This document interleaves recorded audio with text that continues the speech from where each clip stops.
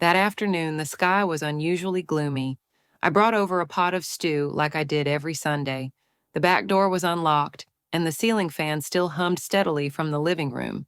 But no one answered when I called. I was about to head straight to the kitchen like always. But then I froze. Behind the half-closed door, I heard something no mother is ever truly ready to hear. Camila, my daughter-in-law, was speaking in a hushed but clear voice. Just say it's for medical bills or a leaking roof.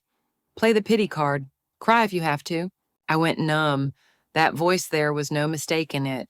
And then came Stephanie's, my daughter's, yeah, as long as she signs before the 15th. If the IRS finds out, we're screwed. I stood frozen outside the door, still holding the pot of stew, the dish she used to text me to make every birthday. This house once felt like a home. Now it didn't. I didn't knock. I didn't walk in. I turned away, said nothing. Each step backward felt like pulling myself out of a dream that had already shattered. The back gate was still slightly ajar. The wind chime above the roof clinked faintly. I left without looking back. I didn't take the food I had just cooked. I didn't take anger with me. I took only one thing. For the first time in many years, I was truly awake. On the drive home, I didn't turn on the radio. I didn't cry. I just sat in silence. There was too much to reconsider, starting with the things I thought had long been settled. I met my husband Edward when I was a nursing intern at a small hospital. He worked in medication delivery, tall-skinned, tan from biking daily, always with a gentle smile. We got married after 2 years of dating.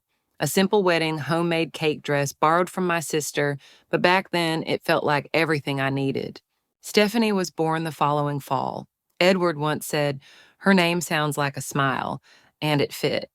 She was always cheerful, chirping around the house. I always believed I had done everything right, working night shifts so she wouldn't have to take student loans, saving up to buy her first car. It wasn't new, but it was clean and safe. I never kept anything for myself. I just wanted her to have enough no thanks needed. Edward died from a stroke. I thought I couldn't go on. But my daughter and grandchild needed me. I had to keep going. Camila first came to our house during Christmas. She was polite, quiet. Called me Diane, not Mom. I didn't blame her. Maybe things are just different now. I told myself as long as they're happy, that's enough. I repeated that to myself over and over. Every Sunday I brought food to my daughter's house, stew, apple pie, or salad. I didn't want to be a burden just to be present. That kitchen was where I first heard my grandchild speak. I fixed their plumbing once when they couldn't afford a plumber. I once rushed Camilla to the hospital with a sliced finger. I thought I was part of the family. Martin, the next-door neighbor, used to joke, "Miss Diane spoils her daughter, even hunts down the exact mug she likes." I just laughed. If she likes it, I'll get it. He lived alone, widowed for years. Sometimes we chatted in the yard, weather, gas prices, or the new cake recipe he was trying. Not close friends, just someone to exchange a few words with. Martin used to be an accountant, knew his way around paperwork. Once he said, "If your kids ever bring you documents that feel off, bring them to me. No charge." I laughed, didn't think much of it. Back then, I didn't know. That one casual sentence would later save me from a devastating blow. About 2 months before the day I stood behind that door and heard the truth, Stephanie unexpectedly dropped by one weekday morning. My hands were still wet with soap as I was hanging laundry in the yard. She rarely came by at that hour, but that day she did, with paperwork, in a rush. And Camilla was right behind her. I dried my hands, tidied up the table, and poured some water. Stephanie placed a thick stack of papers on the table. Rows of numbers, columns, and symbols I had never seen before. Her voice was steady, explaining something about taxes, about using an address for filing, about needing temporary authorization. I listened, but nothing registered. All I felt was my chest tightening. Camila stood in the corner of the room, eyes fixed on her phone, but I noticed her hand clenched her purse strap a little tighter every time I asked a question. No one said anything wrong. No words were overtly suspicious, but the way they avoided my eyes whenever they mentioned transferring documents, it made my heart skip in a strange way. I asked only one question, barely a whisper. "Does this affect the house ownership?" My daughter looked me straight in the eyes. 1 second, then shook her head. I signed. I still remember clearly 3 years ago when Stephanie and her now ex-husband, Devishi, had just moved out. One morning, she showed up unannounced. No grandchild, just a stack of bank documents, and a voice that cracked as she said, I used your name to take out a home loan. I didn't get angry, didn't ask why she hadn't asked first. I just nodded and said, "Give me the papers to see." Turned out it was a credit line in my name. DeVici didn't qualify, his credit history was too poor. Stephanie just needed someone to hold it for 1 year. 2 months later, the bank sent a notice of default. Quietly, I withdrew my savings and paid the first 2 installments, never said a word. Not because I was rich, but because I didn't want my daughter dragged into court flagged by credit agencies or looked down upon because of her ex-husband's debt. I thought she'd be grateful. There was only one other person who knew Camila. That day, she stood at the kitchen door holding a glass of water, glancing quickly at the papers in my hands. I hadn't paid attention to her look at the time. Only later did I remember. That glance wasn't just curiosity, it was the look of someone studying how people respond. And maybe from that day, Camilla learned this woman is soft, easily guilted, easily swayed by pity. And I, at the time, still thought I was just a mother doing the right thing. That morning, after I signed, Camilla gathered the documents. And she did something that chilled me to the bone. She carefully packed all the papers into her leather bag, didn't leave me a single copy, didn't look at me, didn't say thank you. It was automatic, like someone who'd done it many times, so often they no longer felt the need to explain. That night, I sat at the dining table staring at the photo I'd secretly taken of the paperwork. The yellow desk lamp cast shadows. My fingers traced the lines of text, like tracing a crack in the wall. The next morning, I brought the photo to Martin's house. He read it silently for a few minutes, then looked up, poured me more tea, and said slowly, "If they filled out this section, your house might no longer legally be yours." I didn't ask anymore.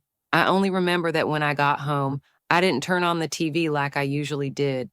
I didn't boil water for tea. I just sat down, took out my notebook, and started writing down dates. Every detail, every moment. I needed to remember, not to blame, but so that when things fell apart, at least I'd know I hadn't been blind. That weekend, they held a second birthday party for my granddaughter. I found out from a brief text Saturday we're busy with a little party for baby. Sarah probably won't come by. We'll send pics later, no invitation, no "are you free?" No seat saved, just a message as casual as a weather update. I sat at home, opened my desk calendar. Saturday, sunny day. I was free as always. I used to be the one baking the cake, taking the photos, cleaning up, wrapping the gifts. But this time, no one mentioned me. By late afternoon, my phone buzzed. A stream of photos arrived in the family group chat. A dinosaur-shaped cake, balloon arches, Camila in a white dress smiling brightly beside Greg, my son. Stephanie stood next to them holding the baby. I zoomed in on each photo, studied every face, studied every chair. I counted 15 people, none of them were me. I pulled the last picture closer. On the gift table sat a box wrapped in red striped paper. I recognized it.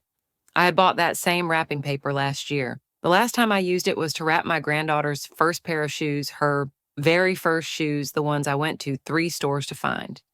And now they reuse that same roll of wrapping paper like they were reusing everything I once was. I didn't say anything. Didn't ask why I wasn't invited. I just downloaded all the photos. I titled the folder 2025, Not There. A week after the birthday party, I went to the market early. The air was cool, the place still quiet. Only a few vendors were arranging their stalls. I picked out some oranges, planning to juice a few ripe ones at home. When I turned around, I spotted Sophie Camilla's eldest daughter standing just a few steps away. She wore a gray hoodie, holding a can of orange soda, eyes slightly hesitant. I smiled and nodded. She nodded back and slowly approached. We didn't talk much. I asked a few light questions, if she was still at the same school, if exams were coming up. She nodded, then a small pause. Sophie lowered her head and whispered, "I saw Mom and Aunt Stephanie printing some papers. They said they had to hide them from Grandma." I stood still. Just one sentence, but it was all I needed. I placed the bag of oranges on the scale. My heart turned cold, not from what was said, but from the innocence in her voice. She had no idea what she had just revealed. I didn't ask more. I just brushed her hair gently and said, "Take care of yourself, sweetie." But as I walked away from the stall, My hand trembled slightly, not from anger, but because my suspicion now had a face, a voice, a witness. A child too young to lie, too honest to keep secrets. And the most terrifying thing wasn't that they had deceived me, it was that they were calm enough to teach a child that hiding things from grandma was normal. That night, I opened Facebook. I don't use it much, but sometimes I check in on old friends. And there it was, a post from Camilla, a photo of her at the party captioned, "Thanks to my mother-in-law's help with finances, the party turned out perfect." Today was unforgettable, no tag, no name mentioned, just one sentence. But it said everything. I felt stripped bare while no one noticed. No one called my name, but silently they took away the parts of life I once called mine. I thought about deleting the post. Then I didn't. I left it there, like a small wound that hadn't been cleaned. I told Martin about it during our Sunday morning walk. When I got home, I passed the keepsake cabinet. I opened the little box where I kept old memento Stephanie's crayon drawing from kindergarten, my grandchild's tiny sock dropped on the first day of daycare, and a crooked little card that read, "I love you, Mom." I picked up the card and placed it back inside. Didn't throw it out, didn't burn it, just closed the lid, gently, very gently, just like the way I was quietly closing something inside me. That afternoon it didn't rain, but I still wore a coat. Maybe because it was chilly, maybe because something in my body sensed what was coming, something it couldn't yet name. Stephanie called, saying there were some additional papers that needed to be signed urgently to finalize the property filing. I said, "Let me read them first." But she replied quickly, like she always did, whenever I asked for something that wasn't convenient. "There's no time, Mom. We're coming over now." 10 minutes later, they arrived. Camilla carried a stack of documents thicker than last time. Stephanie followed behind, holding the baby, avoiding my eyes. The house suddenly felt smaller. I brought a third cup of tea to the table, but no one touched it. Camilla set the documents down and slid them toward me. "You just need to sign in 3 spots, same as last time." I sat still, didn't ask, just opened the stack, 1 page at a time. Tiny print, dense lines. Some pages had bold headers, consent to transfer, current ownership assets. I closed the file, set it down, and for the first time in years, I raised my head and held my gaze straight at Camila. She looked away, didn't answer, just scrolled through her phone. Stephanie exhaled. "Mom, if you don't sign, we'll lose the house. The IRS is already on our backs. The back taxes, the interest. And me too." Her voice cracked. "You might think we're being calculating, but, Mom, you're our last resort. If you say no, my whole family will be on the streets." I sat there, right in the living room of the house I had spent a lifetime building and protecting, and I listened to my daughter tell me that I wasn't her mother. I was their escape route. Not a person, just a way out. I said nothing, didn't get angry, didn't scream. Only one image flashed through my mind, feeding her porridge when she had a fever at age 4. I remembered her hand back then, small, burning hot grip in mine like she'd never let go. Now her hands were bigger, colder, and they let go so much easier. Camilla was still standing there, still silent. Then she spoke without looking at me. "Sign it, old lady. If you don't, we've got nothing left to lose." The tone had changed. No more Mom, just old lady. I stood up, slowly walked to my bedroom, opened the closet, pulled out the old file, the originals I never threw away, the house deed, the old will, the pension agreement, and a copy of the documents they'd brought last time. I laid them on the table neatly. No need to say much. Just one sentence, barely above a whisper. I'm old enough to know who calls me Mom, and who just sees a chance. They didn't respond. Both of them sat still. Stephanie looked down. Camila gathered the files for the first time, slightly flustered. I walked them to the door. No hugs, no reminders, no more tears either. As I closed the door, I noticed the late afternoon sun slipping through the blinds, soft, warm, and I exhaled long and slow, as if I had finally put down something heavier than my own age. The next morning, I knocked on Martin's door. No small talk. I handed him the documents. Every page from yesterday I'd scanned and saved to my hard drive. Martin didn't ask if I was okay. He simply nodded and said, "I know someone you need to meet right now." That afternoon, Martin drove me to the office of a woman named Sandra Walker, a lawyer who specialized in cases involving elder financial abuse. She was petite, soft-spoken, but her eyes were incredibly sharp. I placed the file on her desk, along with the copies I had saved. There was also a recording from that very afternoon before. Camilla's voice, Stephanie's voice, clear like they were sitting right there in the room. After listening, Sandra simply said, "You're not weak. You just trusted too much. But now it's time to let the law do the talking." I signed over legal power of attorney to Sandra that very afternoon. No hesitation. I had lived my whole life guided by instinct. But for the first time, I knew I needed to choose reason over the instincts of a mother. About a week later, I got a call near noon. Sandra's voice was still quiet but firm. "I need to see you this afternoon. It's something that cannot wait." I brought the original documents as usual, but this time Sandra already had her laptop open. On the screen was a scanned deposit contract to sell my house, signed by Stephanie Dawson and Camilla Wills. The sale price, nearly 30% below market value. I didn't need to ask, I understood immediately. They never planned to keep the house. They planned to sell it for cash and split it between themselves. Sandra pointed to the last section in the contract. "This deal hasn't gone through yet because it's missing one signature. Yours." I don't remember how long I sat there, but when I finally stood up, my legs felt like ice, as if I had just walked out of a dark basement with no lights. That evening, Sandra sent an emergency notice to suspend the transaction and immediately filed a petition with the court to temporarily reclaim the asset. Everything moved quickly, cleanly, no shouting, no drama. When I got home, I locked the gate, pulled the curtains, and sat down at the old wooden table. The threat of losing my home was no longer just a vague suspicion. It now had paperwork. It had signatures. It had official seals. And had I been even one step slower, I would have had nowhere left to lay this old body down. In the days that followed, I updated my will. I met with an independent lawyer and rewrote the entire document. The house, if recovered, would no longer be part of any family inheritance. I instructed it to be sold and the money used to create a nursing scholarship at the hospital where I worked for over 30 years. I also started a small fund in Edward's name, my late husband, dedicated to helping nursing students from single-parent households.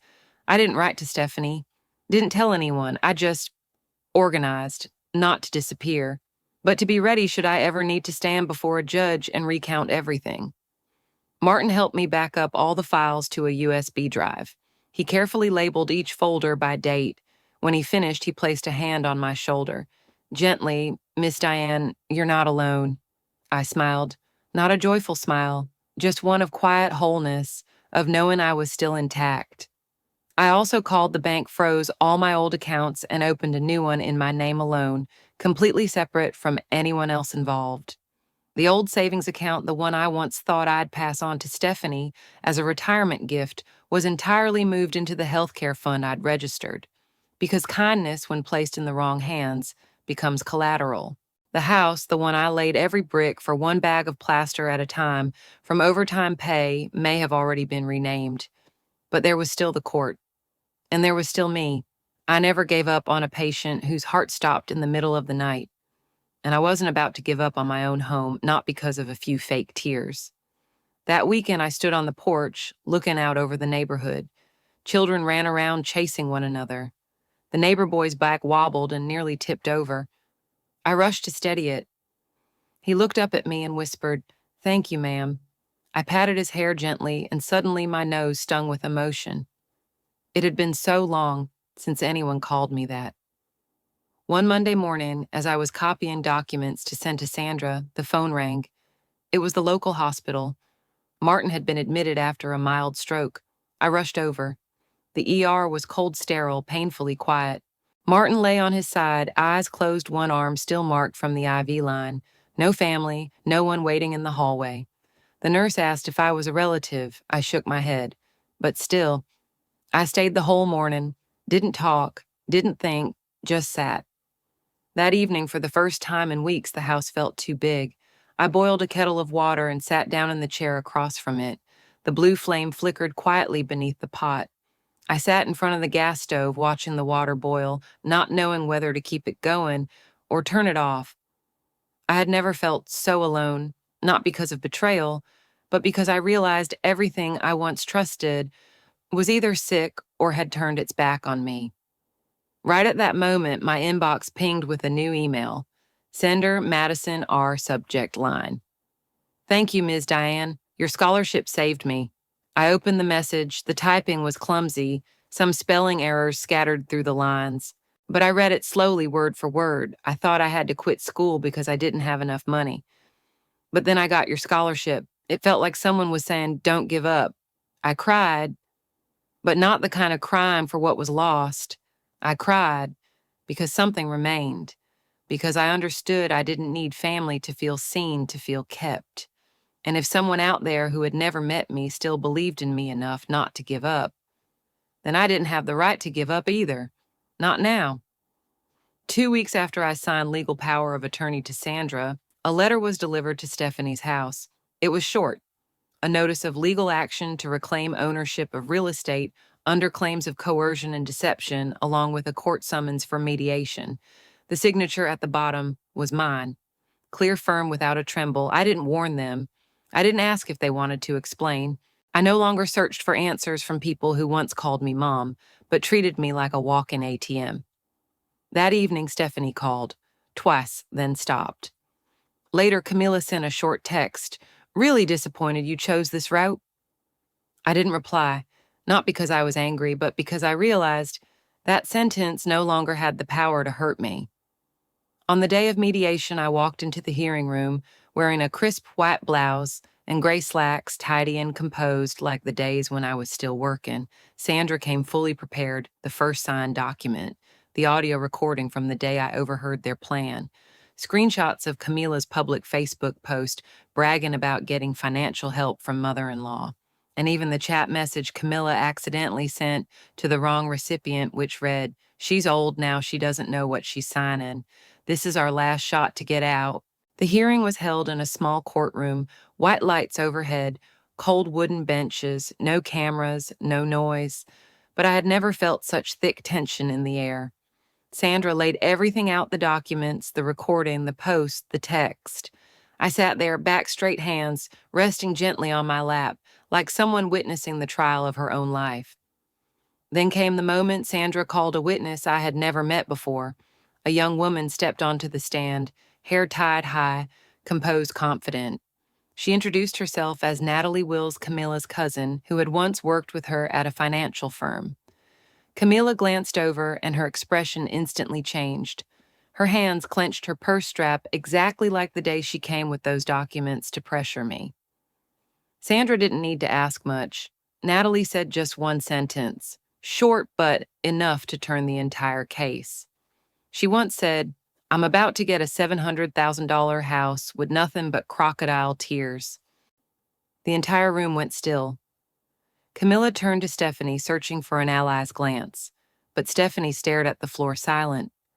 I remained still. No smile, no clenched jaw, just a quiet exhale, like finally loosening a knot that had gripped my chest for months. They sat across from me. No more tears, no more mom. Only silence and the law. Sandra presented each point clear, steady, free of emotion. I was not a sobbing victim. I was simply a senior citizen who had been exploited. And now I was taking back what was mine, nothing more, nothing less. When the judge asked if I had anything to say, I stood up, hands folded, and looked at Stephanie with the eyes of someone who had buried many things quietly. I'm not suing because I hate. I'm suing because I refuse to be treated like a wallet that doesn't talk. I used to believe that being a mother meant sacrificing without conditions, but not every sacrifice deserves to be stepped on and left behind. For a moment, I saw Stephanie's eyes glisten, but then she looked away. The court ruled. The property transfer showed signs of deception, lack of transparency, and abuse of trust. Ownership would be restored to me. Stephanie's and Camila's actions may be subject to further investigation if they failed to cooperate. Camila shot up from her seat and snapped, "You won. Happy now, old lady." Sandra calmly replied, "We didn't come here to win. We came here to do what's right." For a moment, I heard nothing else. No typing, no shuffling paper. Only one sentence echoed inside me: I was not wrong. And I did not stay silent. I didn't look back. I walked out of that courtroom and took a deep breath. Cool wind, the air felt light, and I knew there were things I could never reclaim, like old trust or the tiny hand that once clung tightly to mine. But at the very least today, I had reclaimed myself. I didn't move. I still live in the same house, the one with the attic, where Edward once repaired a broken fridge, where I learned to walk again after my knee surgery 5 years ago. But I changed the locks, and I replaced the faded wallpaper in the hallway, not to erase the past, but to begin a new chapter, built on the same foundation. Each morning I brew tea and bring it out to the porch. Martin still drops by sometimes with pastries, other times just with a folded newspaper. We don't talk about the trial. We don't mention that Stephanie never called again. I didn't expect her to, because forgiveness doesn't mean continuation, and love doesn't mean allowing someone to keep hurting you forever. Sometimes I open the drawer where I keep old mementos, the faded greeting card, the tiny infant onesie. I don't burn them, I don't tear them up. I just look and remember, then put them away again. Like holding onto a healed scar, it doesn't hurt if you don't touch it, but it's still part of your skin. One morning in early April, I heard a car pull up outside the gate. It wasn't the mailman, and it wasn't Martin's. I stepped outside. It was Stephanie's ex-husband. He had brought little Sarah by for a visit. "She misses you," he said. I couldn't stop her. I didn't ask anything else. We sat in the kitchen eating cookies, drinking milk, talking about school. The little girl brought a marker, one of those thick, colorful ones kids use to write on walls. I was distracted making tea. When I turned back, she was standing in the hallway in front of the old beige wall, and there, in crooked handwriting, she had written, "Grandma is my home. I stood there for a long time, didn't scold, didn't erase it, not because it looked nice, but because it was true. After everything, after all the people who tried to take this house from me with paperwork, with words, with crocodile tears, it was a child with unsteady handwriting who finally named this place for what it really was. I didn't need anyone's approval. I just needed one person to say it with a whole heart." About 3 weeks after the trial, on a drizzly afternoon, there was a knock at the door. Not rushed, not demanding. 3 soft knocks, then silence. I opened it. It was Stephanie. She stood there in a light jacket, empty-handed, dark circles under her eyes. A part of me briefly thought, she's here to apologize. I invited her in, no tea, no water. We sat at opposite ends of the sofa, silent for a long time. Then she spoke quietly. "Slowly you won, Mom. I won't fight it anymore. But would you consider naming the scholarship fund after me as a way to reconcile?" I looked at her, not angry, not surprised, just disappointed in a very different kind of way. I turned my face toward the window. Outside, the rain still fell gently. The smell of damp earth slipped in through the frame. I didn't say no. I just sat still for a long while, then answered, "Calm, steady, not bitter. Names don't matter. What matters is who doesn't step on others just to get their name up there." Stephanie didn't respond. She sat a few more minutes, then stood, nodded, and walked out. I didn't walk her to the door. It closed behind her, softly, no wind, no more hope, only boundaries. The next morning, I received a handwritten letter from a nursing student in another state. She was one of the first recipients of the scholarship bearing my name, the small fund I'd created from the money I once intended to leave for my daughter. In the letter, she wrote, "I once thought I had to drop out because I couldn't afford tuition. Then I received news about your scholarship. It felt like someone was telling me, don't give up. Thank you, even though we've never met." I folded the letter, and strangely, my heart felt lighter. I used to believe the purpose of my life was to be a good mother. But now I understand sometimes we're not born to hold on to one person, but to pass something on. Kindness, boundaries, love with a spine. That afternoon, I laid the old card out in the sun, not because it was wet, but because I thought maybe it needed airing out just like I did. I still keep my phone notifications on, still check the mailbox each morning, not because I'm waiting, but because I don't want to become someone who shuts every door. But I also won't leave them open forever for those who chose to walk out and never look back. At that hearing, I didn't look at Stephanie much, but I noticed from the moment Camilla was exposed by the surprise witness, Stephanie never once stood up for her. Not a word, not even a glance. Just lowered her head, gripping the hem of her dress, silent through the entire hearing. I didn't understand. Didn't know if it was guilt, shame, or simply denial. I thought I'd never know. Until I received a strange email sent from an anonymous address. No name, no signature. The message was short, but it made me sit still for a long time.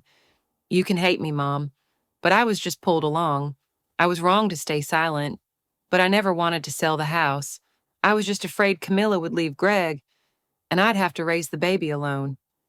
Just a few lines, but it pierced deeper than any excuse she had ever given. I read it over and over, didn't reply. I didn't know for sure if Stephanie had written it, but I knew one thing: she wasn't strong enough to protect her mother, and not brave enough to walk away from the one who had hurt me. Some children aren't cruel, they're just weak. Too weak to speak up. Too weak to survive without silence. I didn't forgive her in that moment, but I started to understand, and from there I stopped hoping Stephanie would ever return to who she used to be. One afternoon, I received another strange email, sent again from an anonymous address, no name, no signature. The content was short, but it made me sit in silence even longer. You can hate me, Mom, but I was just pulled along. I was wrong to stay silent, but I never wanted to sell the house. Camilla knew about my old mistake with the insurance company in 2019. I was afraid that if I didn't do what she said, she'd destroy everything. I'm not strong, I'm just scared. I read it again and again. Didn't reply. I still don't know if it was really from Stephanie, but I know this much: she wasn't strong enough to stand up for her mother, and not strong enough to leave the person who hurt me. Some children aren't evil, they're just weak. So weak they stay silent to survive. So weak that she was willing to sacrifice her own mother just to protect a secret she didn't have the courage to face. I didn't forgive her in that moment, but I began to understand, and from that day on, I stopped hoping Stephanie would ever return to who she used to be. And if you're watching this story, maybe you're a mother or a daughter, or someone who has given too much in a relationship only to be met with silence, with lies, or with a blurred place in the very family you once gave everything to. If so, I'm not here to tell you to cut ties, but ask yourself, is there still something worth holding on to? Setting boundaries doesn't make you cruel. Boundaries help others see clearly how they've been treating you all along.